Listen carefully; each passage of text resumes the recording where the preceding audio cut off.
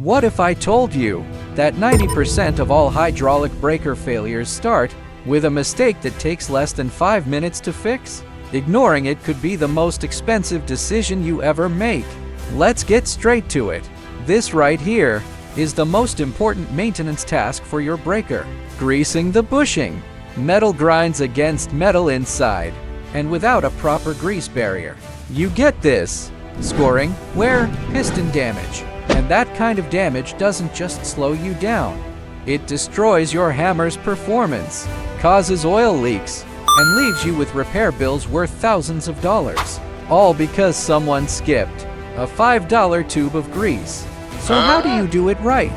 It's simple. First, clean the grease nipple.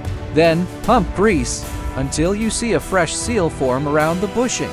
Do this before you start work, and every 2 hours during operation.